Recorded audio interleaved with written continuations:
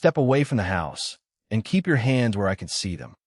Terrence Walker slowly turned toward the police cruiser parked at the curb, his expression calm despite the strange command. He was standing in front of his own home in a quiet suburban neighborhood, wearing a plain gray long-sleeve sweatshirt, dark pants, and casual shoes. It was just after 7 p.m., and Terrence had only been home for a few minutes after returning from a long business trip. He glanced at the officer approaching him, and then at the house behind him. "Is there a problem, officer?" Terrence asked. The officer, Wade Fletcher, stopped several feet away and looked Terrence over from head to toe. "We received a report about a suspicious man in this neighborhood," Wade said. "Someone matching your description." Terrence looked around. The street was quiet. Porch lights were beginning to come on, and a few cars were parked along the road. "I live here," Terrence said, pointing toward the front door. "This is my home." Wade did not respond immediately. Instead, he asked, "Can you prove that?" Terrence reached slowly into his pocket and pulled out his house keys. "These should help." Wade looked at the keys, but did not seem impressed. "Keys don't prove ownership." Terrence nodded. "That's fair. What would you like me to provide?" The question seemed to irritate Wade. "Just answer my questions." Terrence remained polite. "Of course." Wade asked where Terrence had been, how long he had lived at the property, and why he was outside.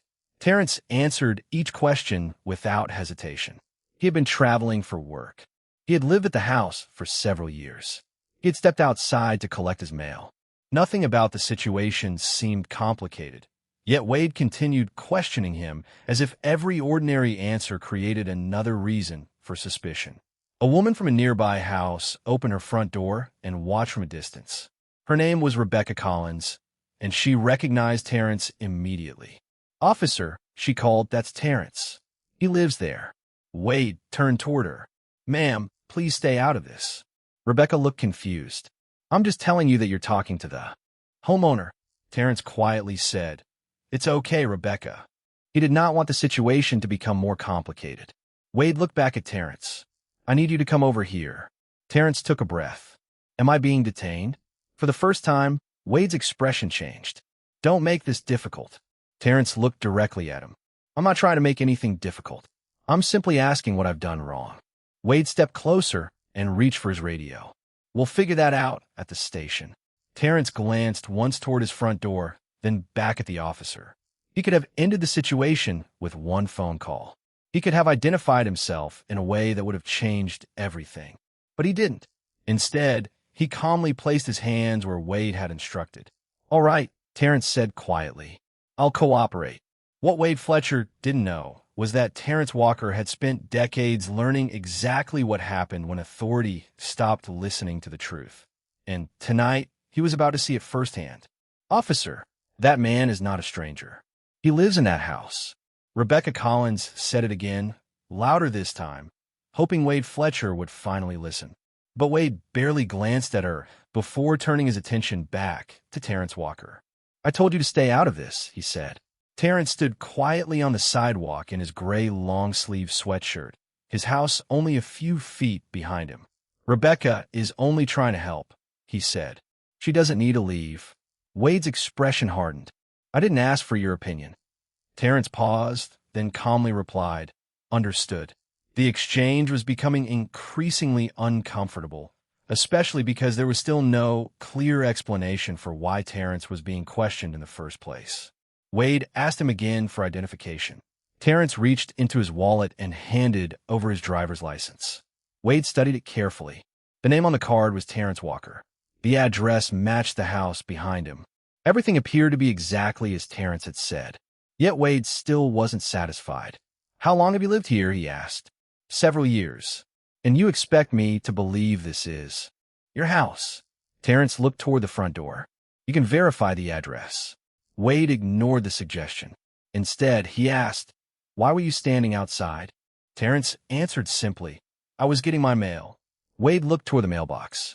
"You expect me to believe you just happened to be outside when we got the call?" Terrence gave a small nod. "Yes, because that's exactly what happened." Rebecca stepped forward again. "Officer Fletcher, I have known Terrence for years. He lives here. I've seen him come and go many times." Wade raised a hand. "Ma'am, step back." Rebecca stopped. But you're making this sound like he broke the law. Wade replied, I'm conducting an investigation. Terrence looked at Rebecca and quietly said, It's okay. Then he turned back to Wade. What exactly am I being investigated for? Wade hesitated for a moment. Suspicious activity. Terrence asked, What activity? Being in the area. Terrence glanced around the quiet street. I live in the area. Wade's patience appeared to be wearing thin. You keep questioning everything I say. Terrence remained composed. Because I haven't been told what I did wrong. That answer seemed to make Wade even more determined. He asked Terrence to stand near the patrol car while he made another call. Terrence complied. He watched as Wade spoke into his radio, describing the situation in a way that sounded very different from what had actually happened. Terrence listened carefully, but said nothing. A few minutes later, another officer, Evan Parker, arrived. Unlike Wade, Evan looked at the driver's license, then at the address, then at the house. Everything matches, Evan said quietly. Wade looked at him. We're still checking. Evan nodded, but his expression suggested he was beginning to question the situation himself. Terrence noticed the hesitation, but remained silent. He simply stood beside the patrol car and waited. Then Wade turned toward him again. You're coming with us. Terrence looked at him calmly. Am I under arrest? Wade didn't answer immediately. He simply opened the cruiser door. Terrence glanced at the house one last time. He could have told them exactly who he was. He could have ended the entire situation in seconds. But he still chose not to. All right, he said. I'll cooperate. Wade had no idea that the man he was treating like a suspicious stranger had deliberately decided to let the process continue. And Terrence knew that every additional question, every assumption, and every word spoken over the radio could become important later. You're being taken to the station, Mr. Walker, and if you keep questioning me, you're only making this harder. Wade Fletcher's words hung in the air as Terrence Walker looked at him calmly. I'm not trying to make anything harder, Terrence replied. I'm simply trying to understand why I'm being taken to a police station when I've committed no crime. Wade shook his head. You were reported as suspicious, and we have questions. Terrence glanced at Evan Parker, who was standing a few feet away. Officer Parker, could you tell me what specific law I violated? Evan hesitated. I don't have that information. Terrence nodded slowly. That's what I thought. Wade immediately interrupted. That's enough. Get in the car. Terrence looked toward his house, then back at the officers. May I at least make a phone call? Wade answered. You can make one after we process you. Terrence remained calm. I would prefer to make it now. You're not in charge here, Wade replied. Terrence said nothing. He simply followed the instructions and sat inside the cruiser. Through the window, he could see Rebecca Collins still standing near her front door.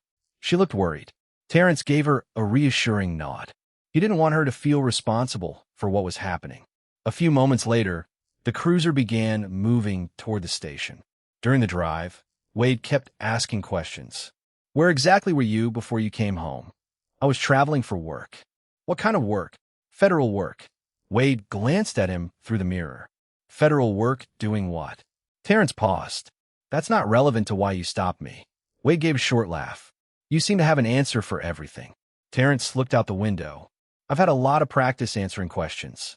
Wade didn't seem to appreciate the comment. When they arrived at the station, Terrence was escorted inside. He remained composed as he waited in a small interview room. There were no dramatic confrontations, no shouting, and no threats. Just a growing sense that something about the situation was deeply wrong. Evan Parker entered a few minutes later carrying a folder. He placed it on the table and sat across from Terrence. Mr. Walker, I want to ask you something, Evan said quietly. Terrence looked at him. Go ahead. Why haven't you called anyone? Terrence studied him for a moment. Who do you think I should call? Evan looked uncomfortable. A lawyer, a family member, someone who can help you. Terrence gave a faint smile. Maybe. Evan leaned forward slightly. You don't seem worried. Terrence looked toward the small camera mounted near the ceiling. Then he looked at the clock on the wall. Should I be? Evan followed his gaze toward the camera. No, but most people would be. Terrence calmly replied. Most people aren't paying attention to the same things I am. Evan didn't understand what he meant. Before he could ask another question, Wade opened the door. "We're not finished," Wade said. Terrence looked at him. "I didn't think we were." Wade placed a report on the table. "Sign this." Terrence read the first few lines and immediately noticed something unusual. The report described the encounter very differently from what had actually happened outside his home. Terrence looked up. "This isn't accurate." Wade crossed his arms. "It's my report." Terrence calmly pushed the paper back across the table. "Then you should make sure it's truthful." Wade stared at him for several seconds. Evan looked down at the report. He knew Terrence was right. And for the first time that night, Evan began wondering whether staying silent was going to make him part of something much bigger than a simple traffic stop or suspicious person call. Meanwhile, Terrence looked once more toward the camera above the door. He knew exactly what it had recorded, and he knew that sooner or later, someone would be watching. Why isn't he calling anyone? Evan Parker whispered, staring through the interview room window as Terrence Walker sat quietly at the table. Wade Fletcher glanced at him. "Because he thinks he's smarter than everyone in this building." Evan didn't answer. Something about Terrence bothered him, but not in the way Wade seemed to believe. Terrence wasn't nervous. He wasn't angry. He wasn't trying to argue his way out of the station. Instead, he seemed to be watching everything around him with unusual attention.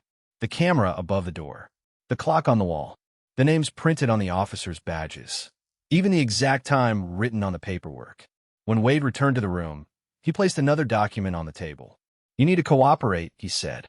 Terrence looked at the document without touching it. "I've been cooperating since you stopped me outside my house." Wade leaned against the table. "Then answer one question. What were you really doing outside?" Terrence looked at him. "Collecting my mail." "That's your answer?" "It's the truth." Wade shook his head. "You expect me to believe there was nothing else?" Terrence calmly replied, "You don't have to believe me. You can verify it."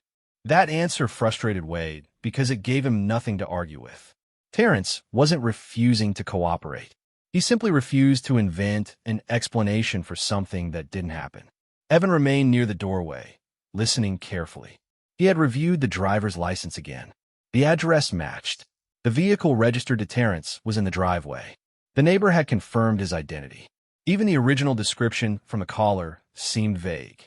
Yet Wade continued treating the situation as though there had to be something more. "Where do you work?" Wade asked. Terrence paused. "For the federal government." "Doing what?" "My work is complicated." Wade gave him a skeptical look. "That's not an answer." Terrence nodded. "It's the answer I'm able to give you." Evan noticed something strange. Terrence wasn't avoiding the question because he was afraid. He seemed to be deliberately choosing his words. "Mr. Walker," Evan said, "is there someone you want us to contact?" Terrence looked at him for several seconds. "You already know who you need to contact." Evan frowned. "No, I don't." Terrence glanced toward the camera again. "Then perhaps you should review the recording before asking me that question." Evan looked at the camera. Wade immediately stepped in. "Stop trying to intimidate my officers." Terrence's expression remained calm. "I'm not intimidating anyone." He looked down at the table. "I'm reminding you that this room has a camera."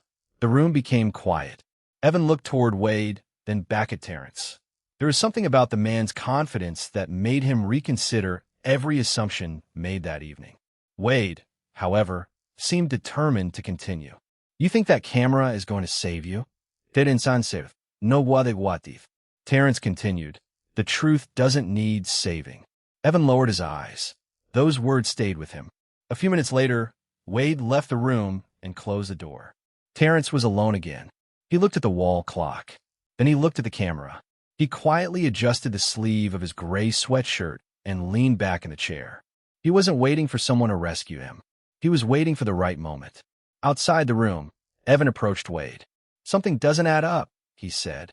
Wade replied, "You're overthinking it." Evan shook his head. "No, I think we're missing something." Wade dismissed the concern and walked toward the front desk. Neither officer noticed that, at that exact moment, a call was already being routed toward the station.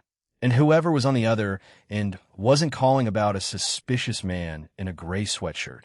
They were calling about Terrence Walker. "Officer, before you file that report, you might want to make sure the person you're describing is actually the person sitting in this room." Terrence Walker's calm voice stopped Evan Parker in the hallway. Evan turned around, surprised to see Terrence standing at the doorway with Wade Fletcher behind him. Wade immediately stepped forward. "Get back in the room." Terrence didn't argue. He simply looked at Evan and said, "Read the report carefully." Evan picked up the document again. The first paragraph claimed Terrence had been unable to provide a reasonable explanation for his presence. That wasn't true. Terrence had explained everything from the beginning. The report also stated that he had become evasive and uncooperative. Evan remembered the entire conversation. Terrence had answered every question. He had never raised his voice. He had never refused to identify himself. Evan looked at Wade. "Why does the report say he refused to cooperate?" Wade replied, "Because that's how I interpreted it." Evan frowned. "But that's not what happened." Wade's expression changed. "You weren't the one conducting the investigation." Evan looked back at the report. "I was here." For several seconds, nobody spoke. Terrence remained quiet. He didn't need to argue because the record already existed. The camera had captured the encounter. The audio had recorded the conversation. And Evan knew it. Wade picked up the report and said, "I'll handle the paperwork." Terrence calmly responded, "You can handle whatever paperwork you want, but you can't change what was recorded." Wade stared at him. "You think you're going to walk out of here because you know how to talk?" Terrence shook his head. "No, I'm going to walk out when the facts are verified." That answer irritated Wade, but Terrence's calmness made it difficult to provoke him. Evan quietly stepped away from the conversation and checked the station's computer system. He entered Terrence Walker's name. The system returned several records, but some information was restricted. Evan tried another search. Again, restricted. He looked at the screen for several seconds. "Why would a civilian have restricted federal records?" he whispered. Before he could investigate further, the front desk phone rang. The receptionist answered. Her expression changed almost immediately. "Yes, he's here," she said. She listened for several seconds. "I'm sorry. Who did you say you were?" The receptionist looked toward Captain Richard Callahan's office. One moment. She covered the receiver and hurried down the hallway. A minute later, Captain Callahan stepped out of his office. "Where's Mr. Walker?" he asked. Wade pointed toward the interview room. "He's in there." Callahan looked at him. "Who authorized the arrest?" Wade answered, "I did." Callahan's expression became serious. "And who exactly did you arrest?" Wade said, "A suspicious man from the neighborhood." Callahan looked toward Evan. "That's not what I asked." Evan hesitated. "His name is Terrence Walker." Callahan repeated the name quietly. Then he walked toward the computer terminal and searched it himself. The screen loaded. His face changed. "Give me that phone," he said. Wade looked confused. "Captain." Callahan turned toward him. "Now." Evan watched as Callahan picked up the receiver. "This is Captain Callahan." He listened. His eyes moved slowly toward the interview room. "Yes," he said. "He's here." Another pause. "I understand." He lowered the phone slightly and looked at Wade. "You need to step away from this case." Wade stared at him. "What?" Callahan didn't answer immediately. He looked through the glass at Terrence, who was sitting calmly at the table. Then Callahan said quietly, "Because I think you have made a very serious mistake." And outside the station, several unmarked vehicles were already turning onto the street. "The man you just arrested is not who you think he is." Captain Richard Callahan's words left the station unusually quiet. Wade Fletcher stared at him, clearly expecting an explanation. Evan Parker remained near the desk, watching the captain carefully. Inside the interview room, Terrence Walker sat calmly, his gray long-sleeved sweatshirt slightly wrinkled from the long evening. He looked toward the glass door as the sound of several vehicles arriving outside became impossible to ignore. Captain Callahan walked toward the entrance. Wade followed. Through the front windows, they could see several dark SUVs pulling into the parking lot. No sirens, no flashing lights, just a steady line of vehicles arriving one after another. A moment later, the station doors opened. A man in a dark suit stepped inside, followed by several federal agents. He showed his credentials to the receptionist and immediately asked, "Where is Director Walker?" Wade's face changed. "Director," he repeated. The federal agent looked at him. "Yes, Director Walker." Evan slowly turned toward the interview room. Everything suddenly made sense. The calm questions, the attention to the cameras, the refusal to argue. The strange confidence. The way Terrence had watched every detail without ever appearing worried. Captain Callahan approached the federal agent. "I'm Captain Callahan. Can you tell me what's going on?" The man handed him his credentials. Special Agent Jonathan Pierce, Federal Bureau of Investigation. Callahan looked at the credentials, then at the interview room. "Director Walker is inside." Jonathan nodded. "I know." Wade stepped forward. "Wait, you're saying that man is a federal director?" Jonathan looked directly at him. "I'm saying you need to understand who you've been speaking to." Wade seemed unable to process the answer. "What's his position?" Jonathan paused for a moment. "He is the director of the Federal Bureau of Investigation." The words seemed to stop the room. Evan looked at Wade. Wade looked through the glass toward Terrence. For the first time that night, the confidence in his expression disappeared. Terrence noticed the group gathering outside. He didn't smile. He didn't celebrate. He simply remained seated. Jonathan walked toward the interview room and opened the door. "Director Walker," he said respectfully, "are you all right?" Terrence stood. "I'm Phoenix." Jonathan glanced toward the table. "Did they document everything?" Terrence looked at the camera above the door. "I believe so." Jonathan nodded. "Then we'll review it." Wade stepped into the hallway. "Hold on. I didn't know who he was." Terrence looked at him. "That's exactly the point." Wade shook his head. "If I had known," Terrence interrupted calmly. "You shouldn't need to know who someone is before treating them fairly." Evan lowered his eyes. That sentence hit him harder than any accusation could have. Captain Callahan asked, "Director Walker, why didn't you identify yourself earlier?" Terrence looked toward the front door. "Because I wanted to understand what would happen if I didn't." Callahan didn't respond. Terrence continued, "I wasn't looking for special treatment. I was looking for ordinary treatment." Jonathan turned toward the officers.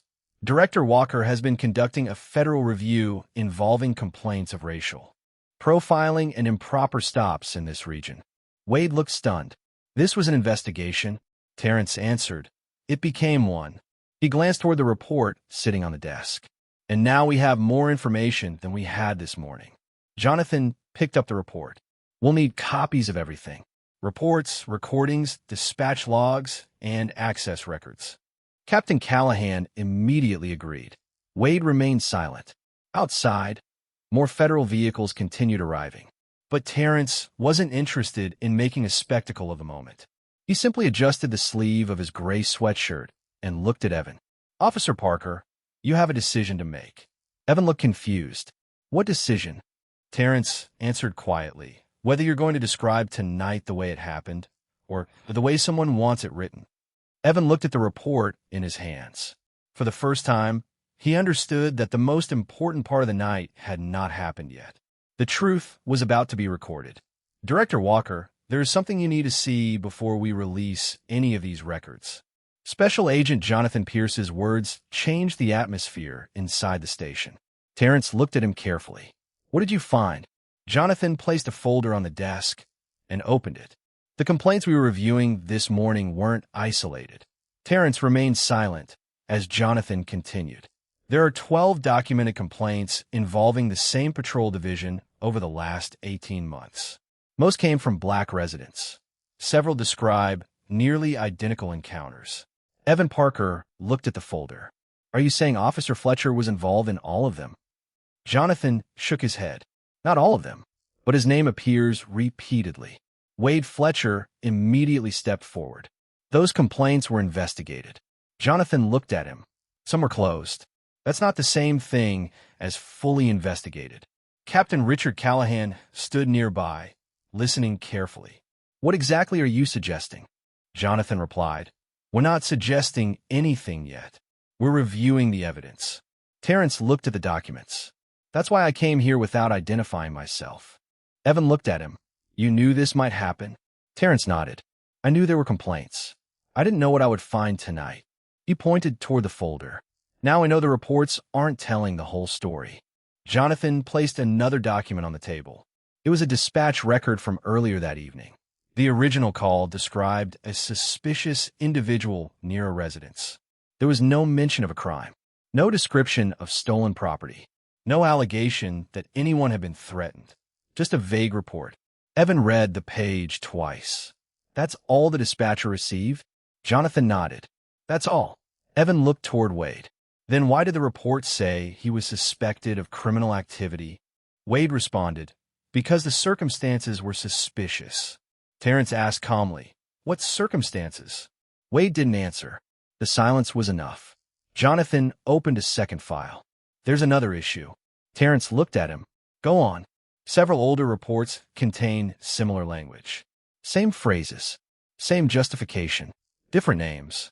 Captain Callahan's expression tightened. Are you saying reports were copied? Jonathan answered carefully. We're determining that now.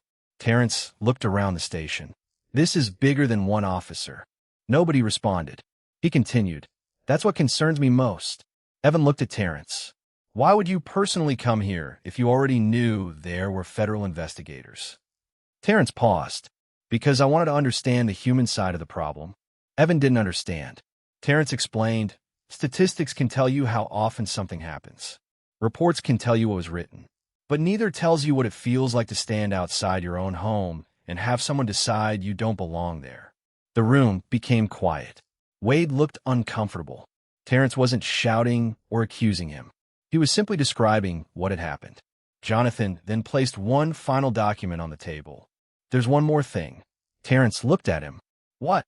Jonathan pointed to a list of prior complaints. One of the people who filed the complaint asked for the matter to be reopened 3 months ago. The request was denied. Captain Callahan looked at the document. Who denied it? Jonathan slowly turned the page toward him. A name appeared on the authorization line. Richard Callahan stared at it. He didn't speak. Evan looked from the document to the captain.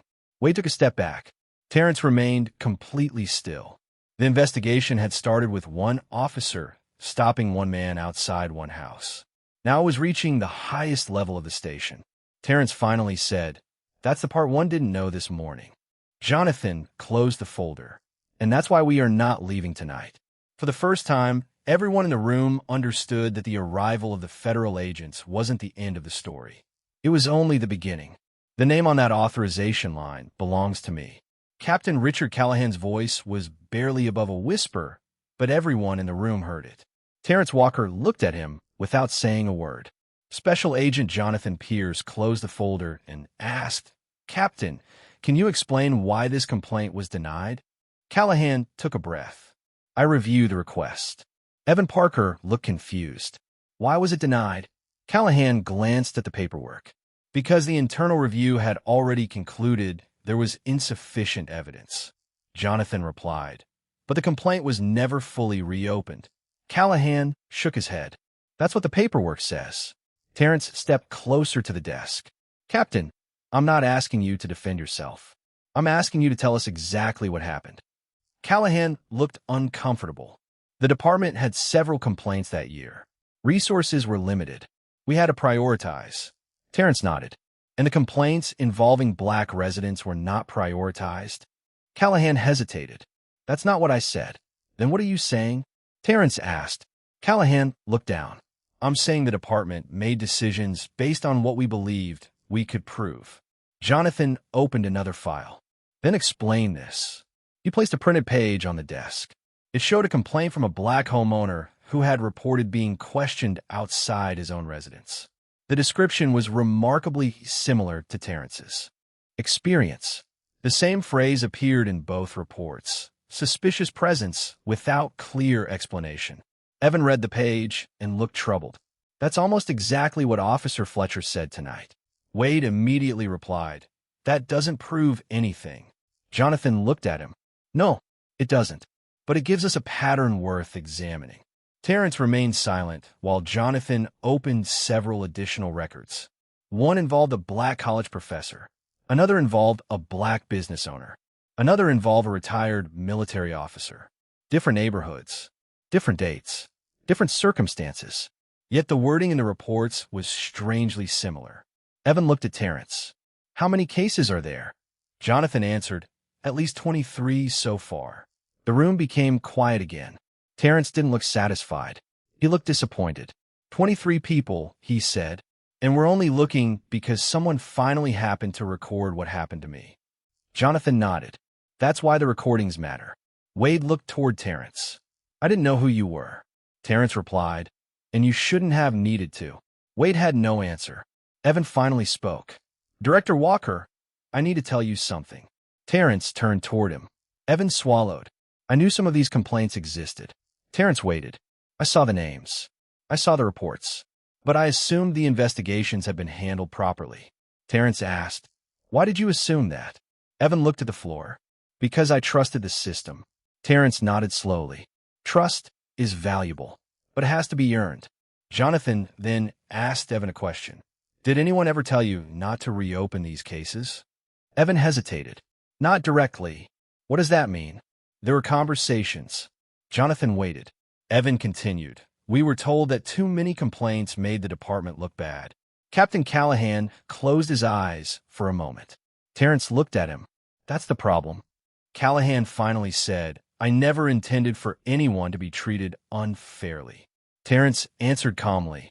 Intent matters, but so do results. Jonathan gathered the files. We're going to preserve every report, every dispatch, record, and every available recording. Terrence nodded. And the officers involved? Jonathan looked toward Wade. They'll have an opportunity to respond through the proper process. Terrence said, good. That's how it should work. He turned toward the station windows. Dawn was beginning to appear over the rooftops. The long night was finally giving way to morning. But before Terrence left, he looked back at the room and said, this investigation isn't about destroying this department. It's about making sure the next person standing outside their own home doesn't have to prove they deserve to be there. No one answered. For once, the silence wasn't comfortable. It was the silence of people realizing that the truth had become impossible to ignore. Before you walk out of the station, Director Walker, there's one thing you need to know. Terrence Walker stopped near the front entrance and turned towards Special Agent Jonathan Pierce. The station was quiet now. The federal vehicles remained outside, and the first light of morning was beginning to fill the windows. What is it? Terrence asked. Jonathan held up a folder. The department has agreed to release the relevant records for an independent review. Terrence nodded. Good. Jonathan continued. And the city has requested that every unresolved complaint involving this division be reviewed again. Terrence looked toward the officers standing several feet away. Wade Fletcher was no longer speaking with the confidence he had shown hours earlier. He stood quietly, waiting for the next step in the process. Captain Richard Callahan approached Terrence. Director Walker, I owe you an apology. Terrence looked at him. For what? Callahan took a breath. For what happened here, and for what happened before tonight that we failed to recognize. Terrence nodded slowly. An apology is a beginning. Callahan looked down. I understand. Evan Parker then stepped forward. He held a written statement in his hands. Director, I want to submit this to the investigation. Terrence accepted the statement, but didn't open it immediately. What is it? Evan answered, my account of everything that happened tonight. Exactly as I remember it. No changes. Terrence looked at him. That's important. Evan nodded. I should have questioned the situation sooner. Terrence replied. What matters now is that you chose to tell the truth. Outside, reporters had begun gathering near the street after word spread that federal agents had arrived at the station. Terrence knew the story would soon travel far beyond this building, but he also knew that the focus should not remain on his position. He walked outside wearing the same gray long-sleeve sweatshirt he had worn when Wade first stopped him. Several cameras turned toward him. A reporter asked, Director Walker, were you personally targeted because of your race? Terrence paused before answering. What happened to me is being investigated, but I want people to understand something. The important question isn't whether I had a powerful title. The important question is what happens to someone who doesn't. The reporters became quiet. Terrence continued. Tonight, I had resources that most people don't have. I had federal investigators who could review the evidence. I had access to records. I had people who would listen. Many citizens don't have those advantages. He looked toward the station. That's why this investigation matters. A reporter asked, Do you want Officer Fletcher fired? Terrence shook his head. I want the facts established and the proper process followed. Accountability should never depend on revenge. Then he turned toward his vehicle. Before getting inside, he looked back at the station one final time. Hours earlier, Wade had treated him as though he didn't belong in his own neighborhood. Now the entire department was being forced to examine why that had happened. Terrence drove home as the sun rose over the city. When he arrived, Rebecca Collins was standing near her front porch. She waved. Terrence stepped out of his vehicle. "You were right about something last night," he said. Rebecca smiled. "What was that?" Terrence looked at his house. "You said I belonged here." Rebecca replied, "You do." Terrence nodded. Everyone should be able to say that about their own home. Later that morning, the city announced an independent review of the department's complaint procedures. Several unresolved cases were reopened, and officers involved in the investigation were placed under the appropriate administrative review. Wade Fletcher would have to answer for his decisions through the proper channels. Evan Parker became a key witness because he chose to document what he saw rather than protect a colleague's version of events. Terrence never described the night as a victory. To him, it was a warning. A system doesn't become fair because one powerful person receives justice. It becomes fair when ordinary people can expect the same respect without needing a title to earn it. And as Terrence finally stepped through the front door of his home, he quietly said to himself, "The truth doesn't need power. It only needs someone willing to tell it." Please like and subscribe to the channel to hear more stories of justice.